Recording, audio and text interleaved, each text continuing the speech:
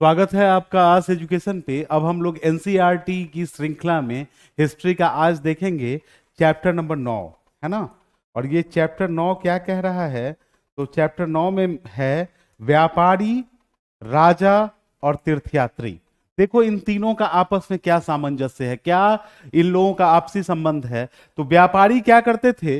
व्यापार के उद्देश्य से एक राज्य से दूसरे राज्य तक जाते थे, है ना। और उससे क्या होता था, अलग अलग राज्य के राजाओं से उनका संपर्क होता था। क्लियर है। और जब राजाओं से उनका संपर्क होता था तो तीर्थ यात्री, जैसे मान लो भारत में बौद्ध धर्म फैला हुआ था, जैन धर्म फैला हुआ था, तो ये पूरी दुनिया में, जैसे चाइना में, श्रीलंका में, कंबोडिया में, कोरिया में कैसे फैल गया। तो व्यापारियों का जब आवागमन हुआ तो राजाओं को जानकारी मिली कि अच्छा वहां इस धर्म का विकास हो रहा है। तो क्या हुआ, वो तीर्थ यात्रियों को, कहने का मतलब क्या कि अपने अपने देश के जो धर्म गुरु थे या धार्मिक भावनाओं में रुचि रखने वाले लोग थे, उनको एक जगह से दूसरे जगह जाने के लिए प्रेरित किए कि आप जाइए और घूम के आइए। ठीक है। तो व्यापारी, राजा और तीर्थयात्रियों का आपस में एक संबंध है। इसी संबंध को हम लोग चैप्टर 9 में पढ़ेंगे, जो क्लास 6 का है। ठीक है। क्लास 6 के एनसीईआरटी का 9th चैप्टर है व्यापारी, राजा और तीर्थयात्री। इसी को हम लोग अभी डिस्कस करेंगे। क्लियर है। चलिए, तो पहली बात समझिए, समुद्र तट के निकट के साम्राज्य। अब सवाल ये उठता है कि जो समुद्री राज्य थे भारत के, समुद्र के तट के नजदीक वाले साम्राज्य थे, वही तो कनेक्ट होंगे ना, क्योंकि व्यापारी तो वहीं से आएंगे जाएंगे, है ना। आवाज एक सेकंड।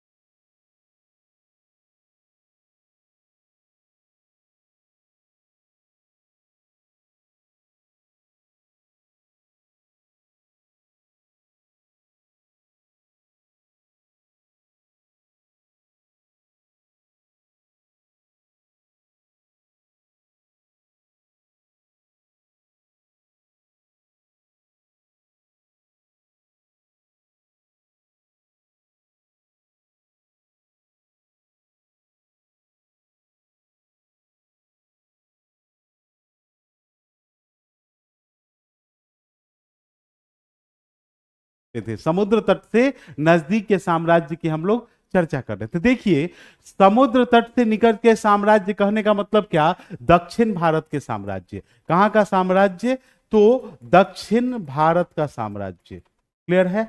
और यही दक्षिण भारत का जो साम्राज्य था, वही क्या था, समुद्र तट से नजदीक का साम्राज्य था। ठीक है। अब एक चीज आप पढ़े होंगे कि संगम काल के बारे में। देखिए, आप सभी हैं कॉम्पिटिटिव स्टूडेंट, है ना। थोड़ा सा होता क्या है, एनसीईआरटी में जितना है हम लोग उतना ही के साथ आगे बढ़ेंगे, और आप लोगों को जो थोड़ी जानकारी है, थोड़ा सा हम हिंट्स और कर देंगे, है ना। और ये सारी बातें मिला के जैसे जैसे चैप्टर बढ़ेगा, क्लास बढ़ेगा, आपको समझ में आने लगेंगी। ठीक है। तो संगम कविताएं, संगम काल में कुछ कविताएं हैं। ठीक है। अब ये संगम काल क्या है? तो ये संगम काल है तमिल भाषा के विद्वानों की सभाएं। किसकी सभाएं? तो तमिल भाषा के विद्वानों की सभाएं। ठीक है। तमिल भाषा के विद्वानों की जो सभा थी, उसको क्या कहते थे हम लोग? तो संगम कहते थे। क्लियर है। तो संगम काल की जो साहित्य है, उसमें संगम कविताओं में एक शब्द का उल्लेख है। किसका? तो मुड़वेदर। ठीक है। यहां तो ये समझ गया ना। इसको इसको एक तरह से रखिए यहां, है ना। इसको घेर के रखिए। ठीक है। ये एक अलग चीज है। ठीक है। अब हम लोग दूसरे चीज की तरफ समझते हैं। देखो, संगम काल में, संगम काल की जो कविताएं हैं, तो संगम कविताओं में एक शब्द का उल्लेख है। संगम कविताओं में एक शब्द का उल्लेख है जिसका नाम है मुड़वेदर। क्या उल्लेख है? मुड़वेदर। और ये मुड़वेदर जो है एक तमिल शब्द है। कैसा शब्द है? तमिल शब्द है।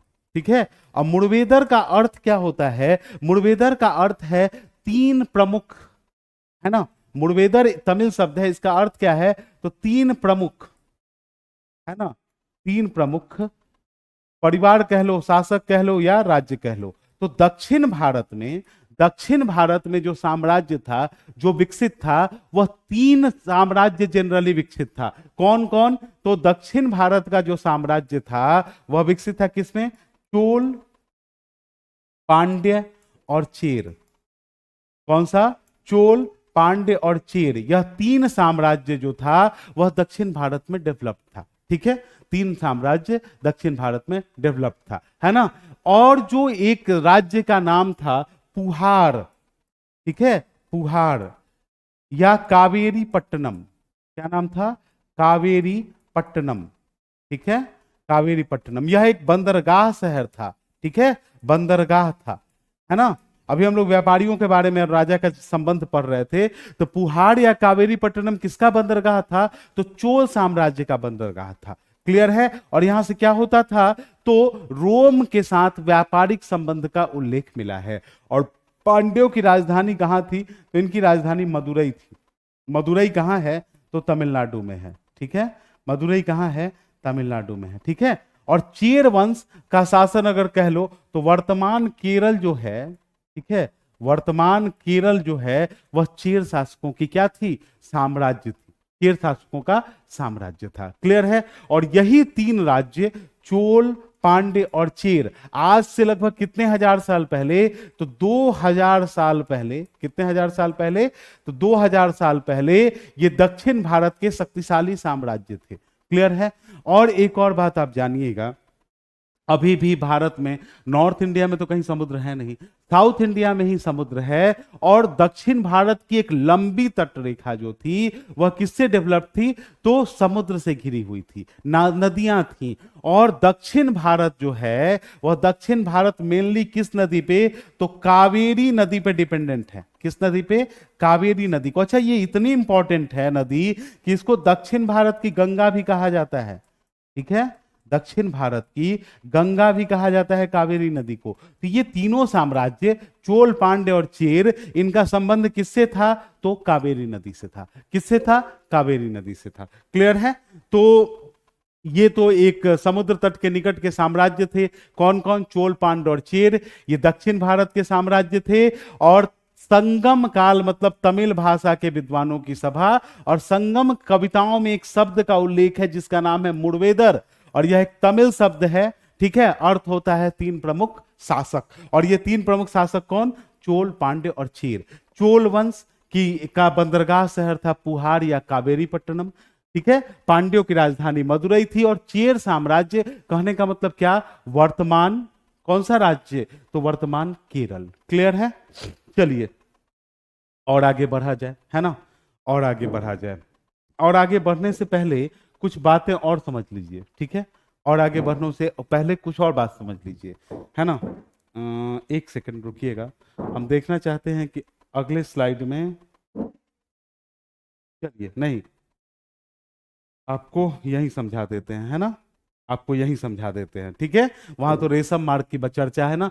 एक और राज्य का जिक्र होता है, ठीक है, इसको मिटा देते हैं, ये समझ में आ गया होगा, इसको मिटा देते हैं। एक और राज्य की चर्चा होती है दक्षिण भारत में। दक्षिण भारत का एक और वंश था, बड़ा प्रसिद्ध था, दक्षिण भारत का सातवाहन वंश, ठीक है।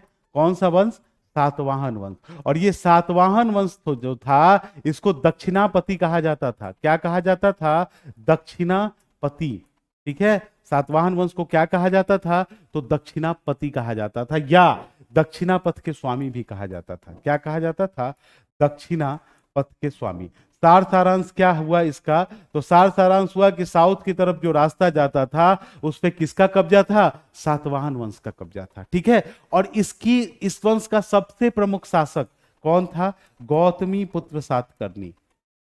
देखो, गौतमी पुत्र सातकर्णी। ऐसा था कि यह वंश जो था एक मातृसत्तात्मक वंश था। कैसा वंश था? यह पढ़ना यहां नहीं है, आगे क्लास में आप जानेंगे, यहां बस समझ लीजिए। यह वंश कैसा था? तो मातृसत्तात्मक वंश था। माता का हर जगह यहां पे हुआ है उल्लेख, ठीक है, माता के नाम से। ये जो गौतमी थी ये सातकर्णी की क्या थी? माता थी। और यह अपने मां का नाम अपने नाम के साथ जोड़ के रखा था, गौतमी पुत्र सातकर्णी। और इसकी जितनी जानकारियां हैं, इसकी जितनी जानकारियां इसकी मां ये जो हैं बलश्री गौतमी, इनके अभिलेखों से मिला है। इनके अभिलेखों से? तो बलश्री गौतमी के अभिलेखों से मिला है, ठीक है। अच्छा, एक बात और इस वंश के बारे में जानिए, यह वंश पहला वंश था, ठीक है, यह वंश पहला वंश था जो क्या था, तो मातृसत्तात्मक था। ठीक है, ब्राह्मणों को सबसे पहले जमीन दिया था और सीसा का सिक्का जारी किया था। आगे के क्लास में हम इसके बारे में चर्चा करेंगे। ठीक है, तो ये था समुद्र तट के निकट का साम्राज्य। क्लियर है? अब आगे बढ़ जाइए। देखिए रेशम मार्ग क्या था, यह रेशम मार्ग, ये सिल्क रूट, इसको अभी भी इसको डेवलप करने की चर्चा हो रही है। किसको? सिल्क रूट को। ठीक है, इस रेशम मार्ग को अभी भी डेवलप करने की चर्चा हो रही है। और यह रास्ता डेवलप्ड अगर हो जाता है तो समझिए कि ये कैसे कैसे जाएगा, तो मतलब भारत से निकलेगा। ठीक है, भारत से निकला। ठीक है, एशिया माइनर, और एशिया माइनर कहने का मतलब क्या है, पहले का है ये, एशिया माइनर कहने का मतलब मध्य एशिया। ठीक है, भारत से निकला और कहां गया? मध्य एशिया होते हुए आगे बढ़ा मेसोपोटामिया। ठीक है, अब ये मेसोपोटामिया उस समय का नाम है, आज का नाम अगर इसका रखें तो आज का नाम क्या है इसका? इराक। ठीक है, मेसोपोटामिया की सभ्यता कहने का मतलब इराक। मेसोपोटामिया से ये बाई रोड जाएगा कहां? मिस्र। ठीक है, बाई रोड कहां जाएगा? मिस्र। और मिस्र के बाद कहां? तो अफ्रीका महाद्वीप। ठीक है, मिस्र से कहां इंटर किया? अफ्रीका महाद्वीप में इंटर किया। और अफ्रीका महाद्वीप से कहां चला गया? ग्रीस। कहने का मतलब क्या? वर्तमान यूनान कह लो या इटली कह लो। ग्रीस से आगे बढ़ेगा और कहां जाएगा? रोम और ब्रिटेन तक फैला है। रोम और ब्रिटेन तक फैला है। ठीक है, अभी क्या है कि चाइना इसमें इंटरेस्ट दिखा रहा है और दुनिया के बाकी देश भी, भारत का भी इंटरेस्ट है इसमें कि एक काम किया जाए, इस रोड को दोबारा चालू किया जाए। देखो ये सिल्क रूट जो था, आगे हम लोग पढ़ेंगे, इस पे नियंत्रण था किसका? कुषाण वंश का। किसका नियंत्रण था? कुषाण वंश का। और ये कुषाण वंश वही है जिसका शासक कनिष्क था। ठीक है, आगे हम लोग पढ़ेंगे इसके बारे में। और कनिष्क वही जो कौन सा संवत? शक संवत, जो भारत का राष्ट्रीय संवत है, उसको चलाया था। ठीक है, तो रेशम मार्ग क्या था? भारत से चला, एशिया माइनर कहने का मतलब मध्य एशिया से होते मेसोपोटामिया इराक पहुंचा, इराक से कहा? मिस्र, मिस्र से अफ्रीका में एंटर किया, अफ्रीका से ग्रीस, ग्रीस से रोम, और रोम से कहां गया? इंग्लैंड तक फैला हुआ है। ठीक है, अब क्या करते थे राजा सब? क्या करता था, इसका एक हिस्सा या बड़ा हिस्सा नियंत्रित करके रखता था। क्यों नियंत्रित करके रखता था? कि भाई इस रोड से, उस समय क्या था, आवागमन का साधन जो था, या तो पानी वाले जहाज से जाओ या बाई रोड बैलगाड़ी घोड़ा गाड़ी वगैरह से निकलो। तो होता क्या था, ये एक ऐसा रूट था जो भारत से ब्रिटेन तक बाई रोड चला जाता था। ठीक है, तो ऐसा हुआ क्या कि ये लोग करते क्या थे, ये लोग देखो उस समय का ब्रिटेन कहने का मतलब कि ब्रिटेन बहुत कहा जाए क्या, कब्जा किए हुए था देशों पे। ठीक है, अभी तो ब्रिटेन उत्तरी अटलांटिक महासागर में है। ठीक है, उत्तरी अटलांटिक महासागर में स्थित एक देश है, उसकी तो चर्चा ज्योग्राफी में होगी। ठीक है, तो हुआ क्या कि इस रूट पे नियंत्रण रखते थे शासक सब। क्यों? क्योंकि क्या करते थे, व्यापारी जब गुजरते थे तो उनसे टैक्स लेते थे, भेंट लेते थे, उपहार लेते थे। क्यों लेते थे? तब इस रूट से आप गुजरिए, हम क्या करेंगे? तो आपकी रक्षा करेंगे। क्लियर है? हम क्या करेंगे? आपकी रक्षा करेंगे। और इसके बदले में क्या करते थे वो? उनसे टैक्स लेते थे, उपहार भी लेते थे। ठीक है, तो ये सारी बातें हुई। और इस रूट पे किसका नियंत्रण था? तो बड़ा हिस्सा कुषाण वंश के नियंत्रण में था। क्लियर है? यह था एक सिल्क रूट का छोटा सा कहानी। चलिए आगे देखिए, कह रहा है क्या? भक्ति की शुरुआत। टॉपिक है क्या? भक्ति की शुरुआत। देखो भक्ति का शुरुआत, एक समय आया, एक समय ऐसा आया जब देवी देवता की पूजा, है ना, हिंदू धर्म की पहचान बन गई क्या? तो देवी देवता की पूजा। अब देवी देवता की पूजा किस धर्म की पहचान थी? तो हिंदू धर्म की। ठीक है, हिंदू धर्म है तो ये क्या करेंगे, ये लोग देवी देवताओं की पूजा करेंगे। मतलब किन की पूजा? ब्रह्मा, विष्णु, महेश, माता दुर्गा, है ना, और भी बहुत सारे देवता हैं जिनकी पूजा होती थी। ठीक है, भक्ति क्या था? भक्ति का मतलब आज भी क्या है और कल भी क्या है? देखो भक्ति का मतलब यह है कि एक किसी विशिष्ट देवता का, कोई भी एक देवता हो, जिनकी आप क्या करें? पूजा करें। ठीक है, और ये भक्ति शब्द का पहला प्रयोग, इसका भक्ति का विचार सबसे पहले कहां है? तो भक्ति का विचार का उल्लेख कहां है? भगवत गीता में है। कहां है? तो भगवत गीता में उल्लेखित है भक्ति का विचार। ठीक है, भगवत गीता मतलब गीता हिंदुओं का पवित्र ग्रंथ है। ठीक है, और भक्ति कला में क्या हुआ, भक्ति परंपरा में क्या किया गया? कुछ क्या, तो कुछ भावनात्मक चित्र बनाए गए, ठीक है, क्या बनाए गए, भावनात्मक चित्र बनाए गए, और भावनात्मक चित्र के माध्यम से अभिव्यक्ति की गई, भावनात्मक चित्र के माध्यम से क्या की गई, अभिव्यक्ति की गई। क्लियर है, अभिव्यक्ति की गई, है ना। यह था क्या, भक्ति आंदोलन का एक तरह से शुरुआत। और भक्ति आंदोलन में एक सबसे महत्वपूर्ण बात क्या था, गरीब अमीर किसी का कोई ये नहीं था, आप जिस देवता की मन करें उसकी पूजा करने के लिए आप स्वतंत्र हैं। क्लियर है। चलिए, तो ये तो था आपका क्या, एक एनसीईआरटी का चैप्टर 9 का एक चैप्टर 9 है, 9 का एक समरी, ठीक है, 9 का एक समरी। अब हम लोग क्या करेंगे, इसके ओरिजिनल एनसीईआरटी को देखेंगे, ठीक है।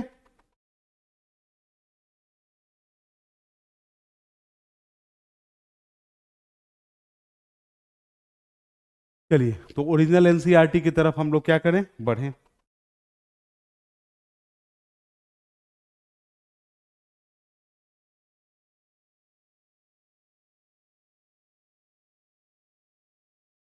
देखो,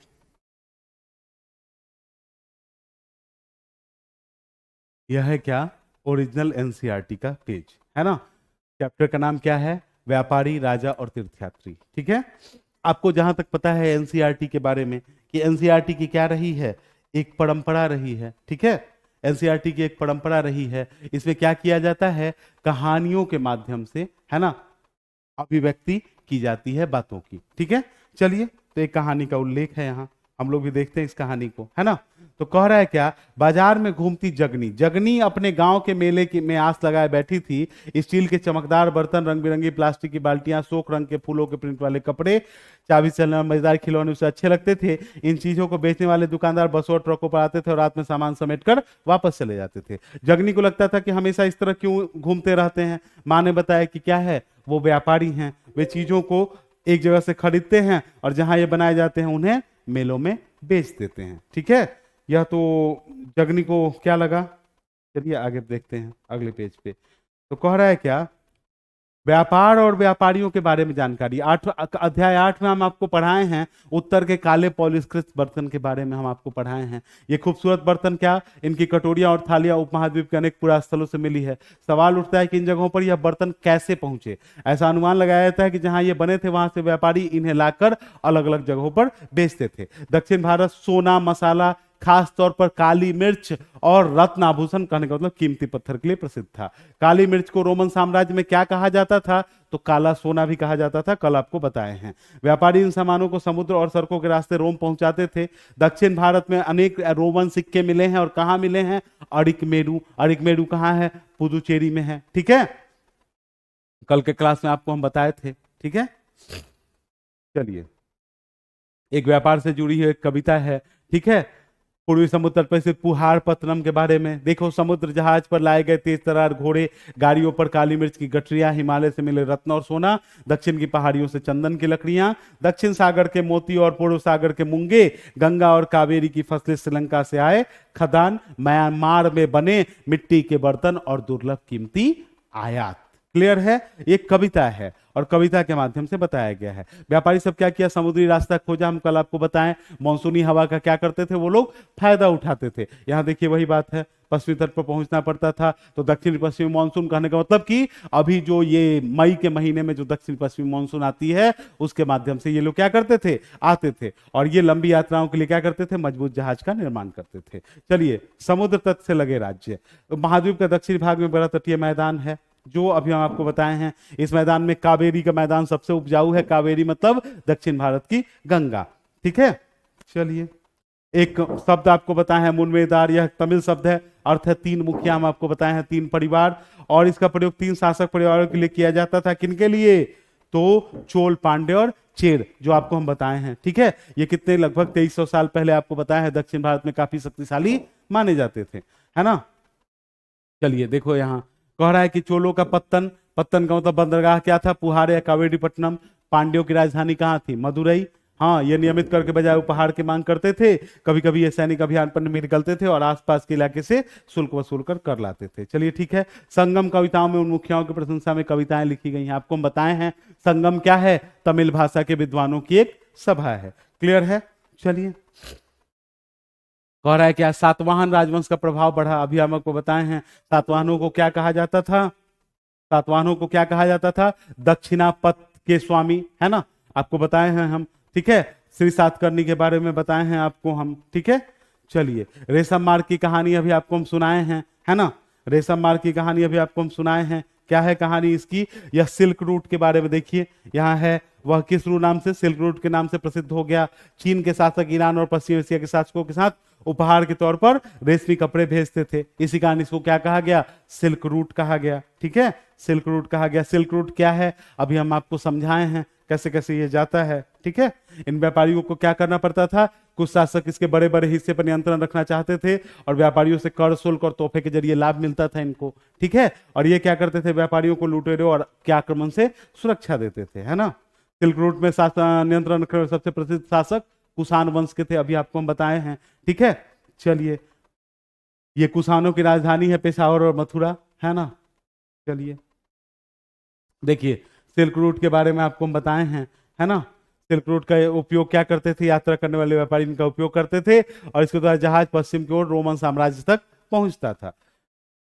चलिए आगे देखिएगा, बौद्ध धर्म का प्रचार, अभी हम बोले धर्म का प्रचार कैसे कैसे हुआ। कुषाण वंश का सबसे प्रसिद्ध शासक कनिष्क था, अभी आपको हम बताए हैं, ठीक है। कनिष्क के बारे में अभी आपको हम बताए हैं, है ना। बौद्ध धर्म की एक नई शाखा महायान शाखा, पिछले आपको पढ़ाए हैं महायान के बारे में, जो चौथी बौद्ध संगति में डेवलप्ड हुई थी, ठीक है। उसमें बुद्ध की क्या की गई थी, मूर्तियां बनाई गई थी, ये पीछे की क्लास में आपको हम बता चुके हैं, ठीक है। चलिए आगे देखिएगा, देखिएगा बौद्ध धर्म कहाँ, दक्षिण पूर्व की ओर श्रीलंका, म्यांमार, थाईलैंड और इंडोनेशिया सहित दक्षिण पूर्व के अन्य देशों में भी फैला, ठीक है। चलिए और आगे बढ़िए, है ना। तीर्थयात्रियों की जिज्ञासा हम आपको बताए हैं, व्यापारी जब इधर से उधर जाते थे तो क्या होता था, एक जगह से दूसरे जगह के बारे में बताते थे, तो तीर्थयात्री भी उनके साथ यात्रा पर निकल पड़ते थे, है ना। तीर्थयात्री भी उनके साथ निकल पड़ते थे। आपको बताया है वेनसांग के बारे में, 1400 साल पहले भारत आया था। और पिछले क्लास में आपको बताया है कि इत्सिंग उसके पहले भी भारत आया था, ठीक है। उसके बाद फाहियान के बारे में पिछले क्लास में आपको हम बताए थे, है ना।